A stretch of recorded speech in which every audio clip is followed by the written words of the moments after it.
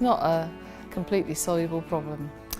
There will always be people who want to act criminally on the web. It's always been the case in all human technology that there have been these kinds of developments, both for and against, measures, countermeasures. We will see that on the web. So we have to learn to deal with this, just like we do in the real world. We learn to lock our windows and double lock our doors. So this is what we have to do now in the digital world. This is a world that we will have to have experts in. We have to train people that understand it. But the most important thing, and this is the web science issue, is that it isn't just about the technology. It's also about human behaviour and understanding some of that.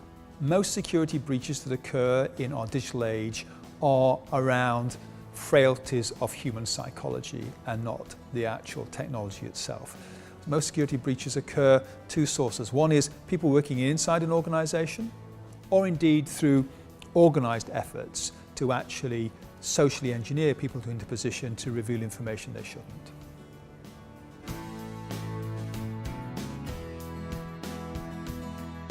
The question of privacy on the web is a very interesting one. We don't know yet how this is going to play out. There's a very strong feeling that, well, you know, there's no such thing as privacy on the web, get over it. People have kind of tended to say the web, digital surveillance means that privacy is over, and I think nothing could be further from the truth or more dangerous. So we have this digital persona, and it really is up to us to decide how much of that we allow the rest of the world to see. It's crucially important that people realise that they are now in a position of having a duty of care and responsibility to their data, not just a bunch of rights. As a society, we're going to have to learn how to deal with the fact that at one stage of your life you act one way, and another stage of your life you want to look more dignified, and can you ever blot out as memories? And then the question is one that isn't to do with the technology.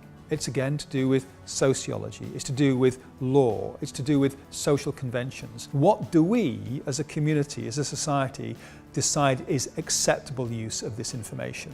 And that's where we re-secure our privacy.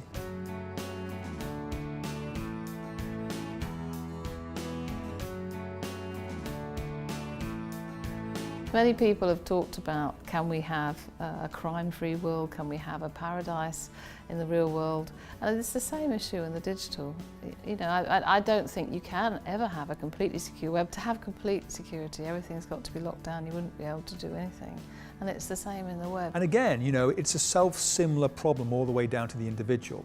Your and my security is just as good as the technology that we have to defend ourselves, is just as good as the attention we pay to it. These are amazing issues that we won't, you know, they're playing out, and we're learning how to deal with it as